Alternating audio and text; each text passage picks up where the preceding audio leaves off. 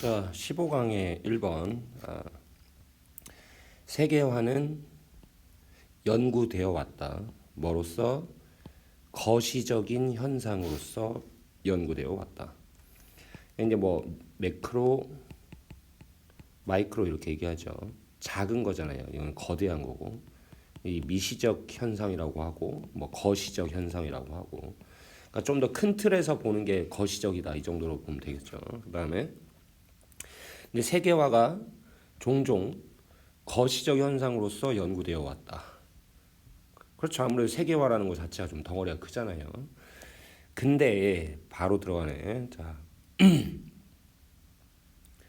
뭐 하면서 세계화의 과정이 명백히 영향을 미치면서 개인들의 삶에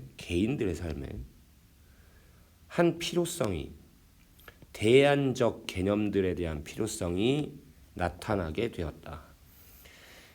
그러니까 세계 전체적으로 일어나니까 거시적인 현상으로 봐왔는데, 어쨌든 세계화라는 게 전 세계에서 일어나지만 우리 한 명 한 명의 삶에 영향을 미친단 말이에요. 개인의 삶에. 그럼 개인의 삶을 들여다보는 건 미시적 현상이거든요. 즉 거시적 현상이라는 관점으로 볼 때 부족함이 있다.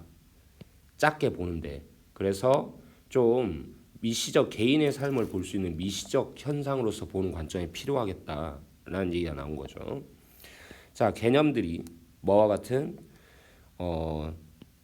이게 지금 세계주의라고 돼 있는데 세계 시민주의 뭐 이 정도입니다.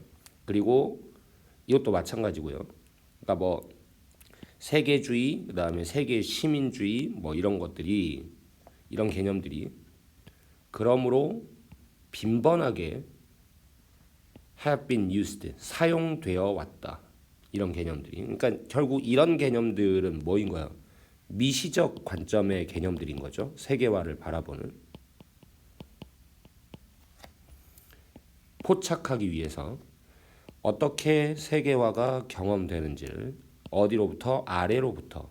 자, 그러면 만약에 이제 거시적 관점이라고 하면 어디서부터 보는 거겠어? 위로부터 보는 거겠죠.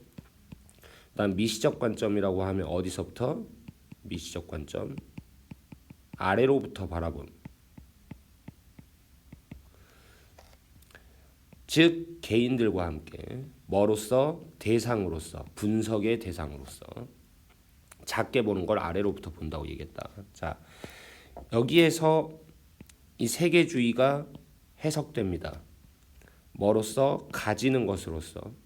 많은 유사성들을 가지는 것으로서. 뭐와? 세계 시민주의와 많은 유사성을 가지는 것으로서 해석되어 왔습니다. 자, 여기에서는 이런 점에서, 그러니까 아래로부터 볼 때 이 둘은 비슷한 관점, 비슷한 점이 있다라는 거죠. 아래로부터 볼 때. 예를 들면 문화사회학자 존 탐린스는 주장한다. 뭐라고? 이 세계주의자가 된다는 것은 의미한다. 뭐라는 걸? 누군가가 가진다는 것, 적극적인 경험을, 뭐하는? 더 넓은 세계에 소속된다는 것에 적극적 경험을 가지게 된다는 걸 의미한다. 따라서 세계주의는 밀접하게 관련이 되어 있다. 뭐랑? 정체성이다. 근데 한 세계주의자는 얻는다. 성찰적 인식을 얻는다.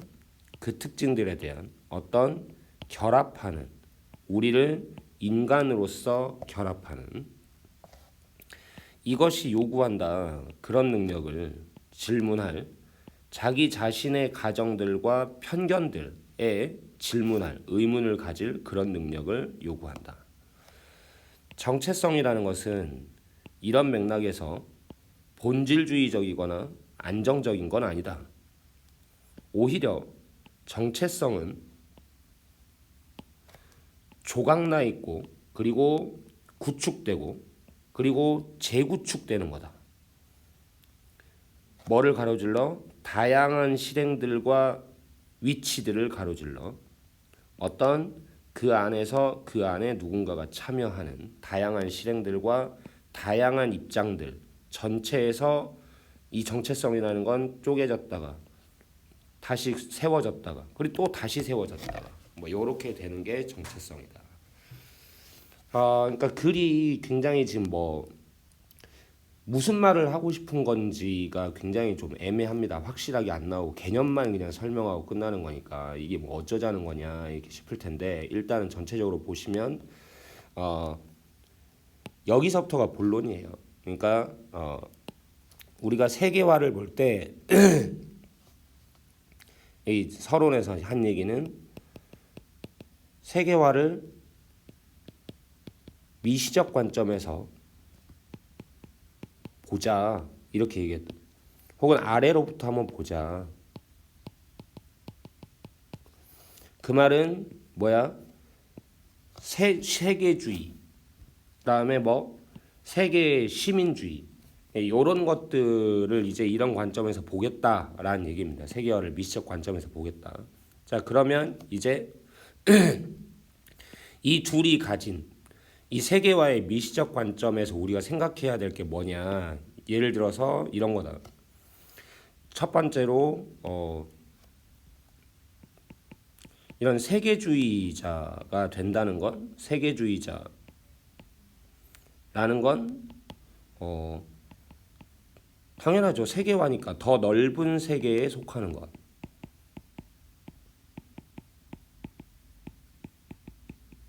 세계주의자가 된다는 거. 그러니까 더 넓은 세계에 속하는 것, 세계주의자가 된다는 것. 이 말 자체가 어떤 사람이 된다는 거잖아요. 그러니까 세계주의는 정체성하고 관련이 되어 있어. 즉 내가 이제 세계주의자가 된다는 건 어떤 사람이 된다는 거지 하는 이런 성찰적 인식을 가져본다는 거죠. 근데 세계주의자가 된다고 했으니까 전 세계의 사람들을 너는 미국 사람 나는 한국 사람 이렇게 쪼개서 보는 게 아니라 너랑 나랑 인간이니까 다 똑같은 거 아니야 이렇게 결합하는 특징들에 대해서 생각해 보는 게 세계주의자가 된다는 거죠. 근데 이러려면 이게 뭘 요구하냐면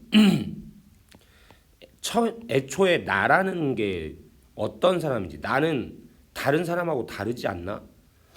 이 자기 자신만의 가정과 편견들에 대해서 의문을 던져야 돼요. 즉 나랑 다른 사람은 달라. 이건 세계 시민주의가 아니라고. 그러니까 나를 나답게 만드는 게 진짜 뭐 이렇게 대단한 게 있나? 이런 거를 좀 의문을 던져봐야 된다는 거죠. 그러니까 이런 맥락에서 보면 이때의 나라는 정체성은 되게 본질주의적이거나 안정적인 게 아니다.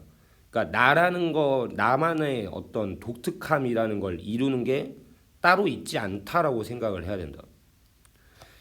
이 정체성이라는 건 쪼개져 있고 쪼개졌다가 다시 결합되고 이래. 뭐 내가 어떤 실행에 참여하고 어떤 입장에 참여하냐에 따라서. 그래서 정체성은 되게 고정되고 딱딱한 게 아니라 어때야 돼? 다른 사람이랑 똑같아져야 되니까 좀 유연해져야 된다. 그래서 세계 시민주의, 그러니까 결국에는 이 말이 하고 싶은 건데 세계화라는 현상 속에서 세계화를 좀 더 어떻게 보겠다 미시적으로 보면 결국 뭐를 보게 되는 건데 세계주의 내지는 세계 시민주의 이런 걸 보게 될 텐데 이게 뭐 하자는 거냐면 나라는 좁은 정체성에서 벗어나서 나도 전체 인간하고 똑같잖아. 날 다른 사람하고 다르다고 보는 그런 관점에 좀 의심을 가지고 좀 이렇게 전체적인 인간들하고 똑같은 걸 찾아보는 좀 그런 정체성 의식이 세계 시민주의다, 세계주의자 뭐 이런 얘기를 하는 겁니다. 근데 워낙에 말이 좀 그러니까 이런 거를 여러분들이 이래서 뭐 하자는 건데 라는 게 지금 안 나와 있기 때문에 조금 이런 거를 여러분들이 힘들어하죠. 근데 이게 다예요. 이렇게 생각하시면 되겠고 그다음에 15강의 2번 1953년 6월 17일에 미국 대통령이었죠. 루즈벨트인데 영부인이죠. 그러면 미시스 루즈벨트가 여행했다 히로시마로 53년에요. 그런데 거기에서 그녀는 방문했다. 이 원자폭탄 사망자 캐주얼티는 이름이니까 뭐 해석할 필요는 없겠지만 원자폭탄 사상자 위원회를 방문했다. 이게 뭔데? 한 미국의 연구 집단인 어떤 연구했던 그 효과를, 이 핵공격의 효과를 누구한테 미치는? 폭탄 생존자들한테 미치는. 많은 사람들이 부상당했었다. 그 화재들에 의해서 어떤 그 폭탄이 초래했었던. 그녀의 공식 모임 이후에 몇몇 소녀들이 기다리고 있었다. 보기 위해서 그녀를. 그 소녀들은 설명했다. 뭐라고 설명했냐면 그들이 비난하지 않았다고. 그녀를 뭐에 대해서? 그 원자폭탄에 대해서.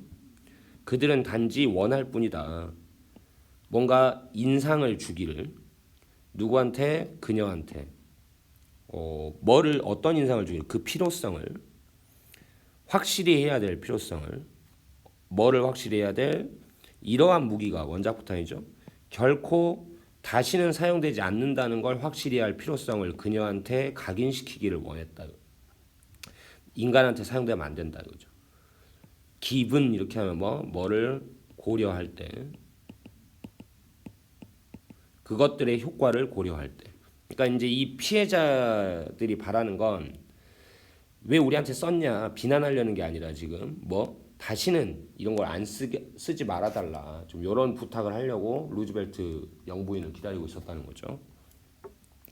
비록 그녀가 말하지 않았지만, 그렇게 직접적으로 말하진 않았지만 그 여자애들은 있었을지도 모른다. may have pp 했을지도 모른다. 있었을지도 몰라.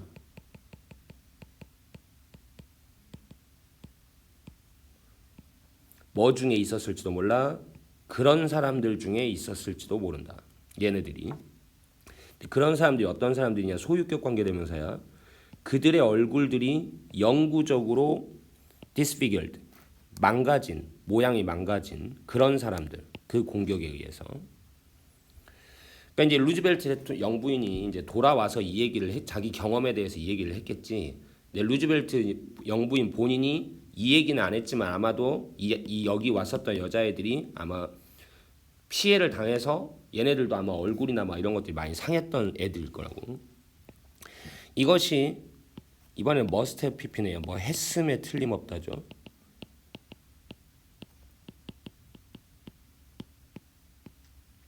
이것이 강력한 만남이었음에 틀림없다. 왜냐하면 루즈벨트 영부인은 불렀기 때문에, 그것을 비극적 순간이라고 불렀기 때문에 아마 영부인한테는 큰 인상을 줬던 그런 순간이었을 거다. 그것이 이끌었다. 그녀를 촉구하게 미국인들한테 더 많은 일을 하도록 돕기 위해서. 그러니까 비록 그녀가 주장했지만 뭐라고? 그들이 미국의 직접적인 책임은 아니다라고 주장하긴 했지만 선의의 제스처로서 그 피해자들을 위한 이번 마지막 전쟁에, 이게 2차 대전 얘기하는 거죠. 지금 이때 원자폭탄 떨어뜨렸고, 이 마지막 전쟁의 피해자에 대한 선의의 제스처로서 그런 도움은 invaluable이 나왔네요. 가치가 없는 게 아니라 매우 가치 있는 영어. 조심해야 될 단어죠. 매우 가치가 있을 것입니다 라고 주장했다. 그러니까 미국이 원자폭탄 일부러 얘네를 죽이려고 떨어뜨린 건 아니고 전쟁을 끝내려고 나름대로는 그렇게 한 거니까 이거 자체가 자기들의 직접적인 책임이라고 할 수는 없겠지만, 그래도 어쨌든 그냥 사람이 사람을 대하는데 저렇게 전쟁 때문에 피해를 입은 사람들을 봤을 때 우리가 그래도 도움을 주는 게 맞지 않냐, 그게 선의 아니냐, 이런 식으로. 그다음에 3번입니다. 자, 대부분의 철학자들은 받아들였다. 플라톤의 정의를, 지식의 정의를 뭐로써? 정당화된 참인 믿음으로서. 언제까지? 1960년대까지는. 때 이 에드먼드 게티에르가 보여줬을 때 뭐라는 걸 그것이 항상 제공하지는 않는다는 것. 만족스러운 설명을. 그것은 플라톤의 지식의 정의죠. 자, 그럼 플라톤의 지식의 정의는 정당화된 참인 믿음 이걸 지식이다라고 얘기를 했는데 게티에르가 나타나서 이게 좀 만족스러운 설명은 아니다라고 주장을 했다는 거죠.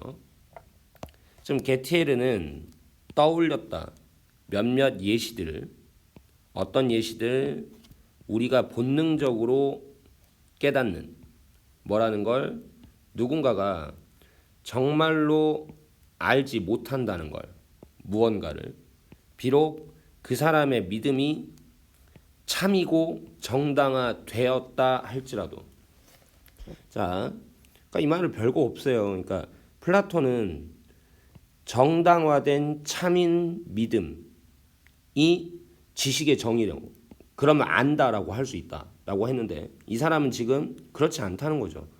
뭐 참이고 정당화된 믿음이라고 해도 얘가 이거를 안다라고 할 수 없다라는 걸 우리가 본능적으로 깨달을 수 있는 그런 몇 가지 예시들을 떠올려냈다. 그게 뭐냐? 예를 들면 나는 약속을 잡았어. 만나기로 내 친구 수를 그녀의 집에서 그리고 내가 도착할 때 나는 봐. 그녀를 창문을 통해서 앉아있는 걸 봐. 부엌에. 근데 사실 그것은 수가 아니야. 뭐는 내가 보는 건. 하지만 그녀의 일란성 쌍둥이 자매야. 수는 실제로는 다른 방에 있어. 그럼 이제 보세요. 자, 나의 믿음은 뭐라는 수가 집에 있다는 믿음은 뭐야? 참이야. 나의 믿음이야. 나는 수가 집에 있다라고 믿고 있어. 그리고 나는 가지고 있어. 충분한 이유를 그걸 믿을. 이 말이 무슨 말이냐면 지금 충분한 믿을 이유가 있다는 게 정당하다는 거예요. 그 믿음이.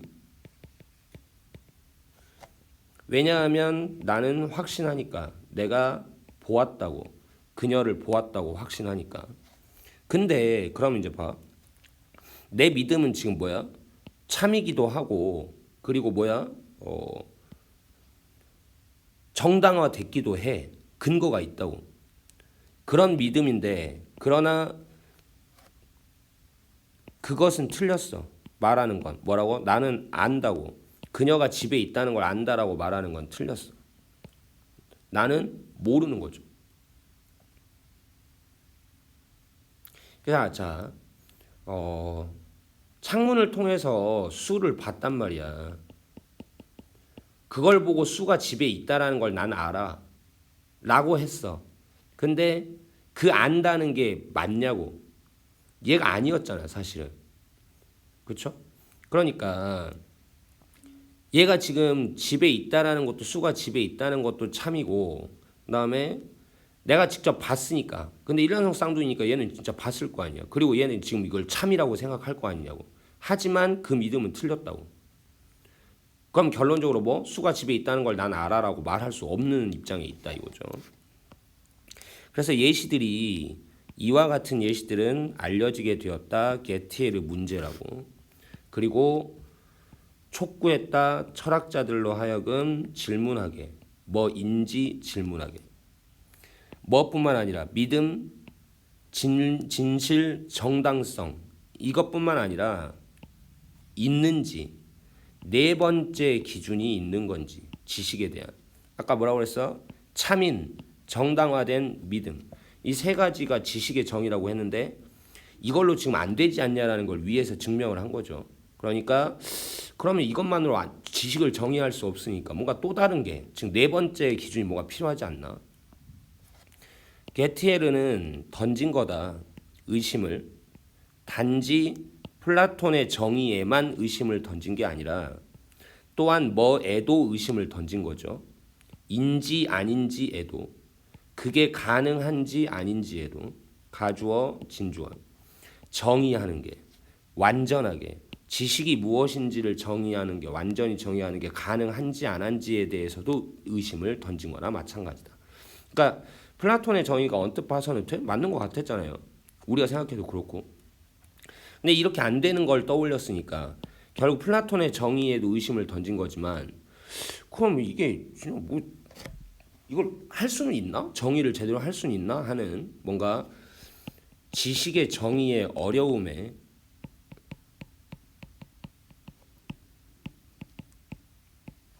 이라는 화두를 던졌다라고 볼 수 있겠죠. 플라톤의 것만 깬 게 아니라 근본적으로 지식을 정의하는 게 너무 어렵다라는 그런 어떤 의문을 제기했다 이거죠. 됐죠? 일단 여기서 한번 끊겠습니다.